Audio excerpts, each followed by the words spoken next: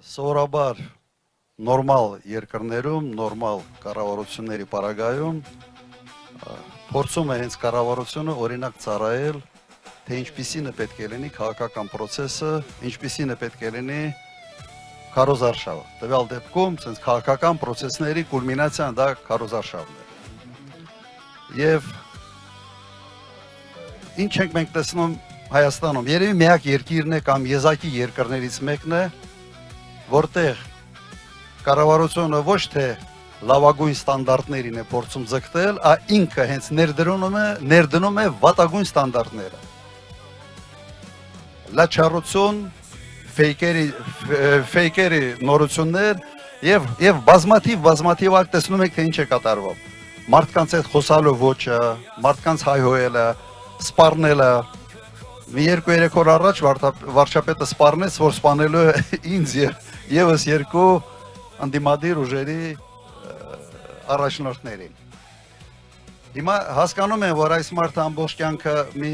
դեղին թերթ է ունեցել եւ հիմա փորձում է այդ դեղին թերթի ոճը տարածել քարոզարշավի վրա։ Սա իհարկե բերում է նման կարգի երևույթների, բայց մենք հանգիստ պետք է նայենք, մարդիկ, որոնք բոլորված են մեր քաղաքացիներն են,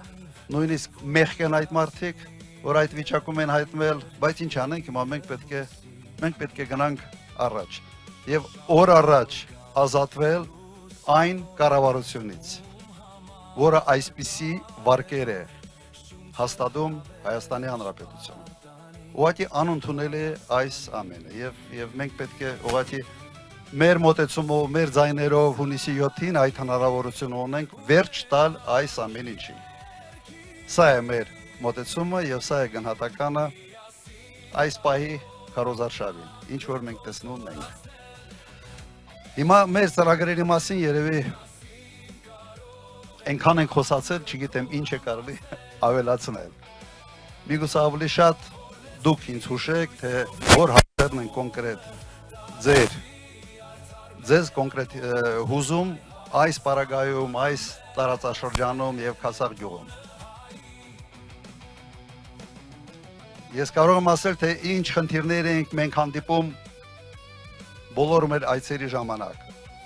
Այսպես կոչված դպրոցների օպտիմիզացիա, որ մեկ դպրոց կառուցում են 5 փակելու համար, պասպորտային սեղաններ, այլ կարգի ծառայություններ, որը պետությունը մատուցում է քաղաքացիների համար, խոշորացնում են եւ տարբեր գյուղերում ուղղակի գյուղացիների համար, ժողովրդի համար մեծ դժվարություն է ստեղծվում։ Սա մի վիճակ է, որը եւս մենք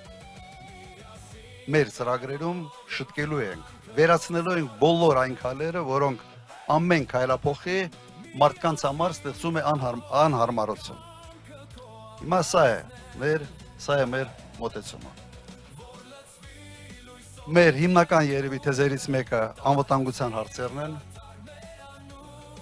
Անվտանգությունը մենք ասում ենք, որ պետք է լինի երաշխավորված, այն ինչ անում է այս կառավարությունը, ստեղծում է մի իրավիճակ, երբ Հայաստանի անվտանգությունը պետք է կախված լինի մեկ մարդուց,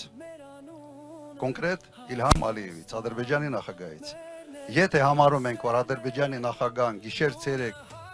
չի քնում, մտածում է մեր անվտանգության մասին, ապա խստագույնը սխալվում ենք։ Ուրեմն երևի այսքանը, երբ որ զոհվածի ծնողները Նիկոլ Փաշինյանին հարցադրումներին են անում քաղաքում, երևի ինքը մտածում է, թե մենք էինք ուղարկել, մեղք է ինքը, որտեղ ինքը որ պրովոկատոր է իր բնույթով, ինքը մտածում է, թե մենք ենք դա անում եւ որոշել են հիմա կազմակերպել այս կարգի պրովոկացիաներ։ Ուղղակի տարբերությունը նա է, որ մարդիկ որ իրեն ասում են, հետո բռնում են,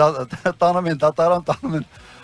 տանում են իրապահ մարմիններով սկսում են զբաղվել։ Այս մարդուն իհարկե ոչ մեկը չի տանելու եւ մենք չենք ուզում որ իրեն տանեն, որովհետեւ ինքը մեղք է։ Ինքը մեղք է, ենթադրում են որ որոշակի շեղումներ ունի, բայց հիմա ինչ անենք, այդպես է։ Մենք պետք է սպասենք, որ նման կարգի մարդիկ տարբեր տեղերում լինելու են։ Ուրեմն, ինչ պիտի անենք մենք այս ամենից ազատվելու համար։ Քվեարկենք հունիսի 7, համար 17, հունիսի 7, համար Եվ քվեարկում ենք Հայաստանի համար, Հայաստան ունենալու համար։ Ժողովուրդ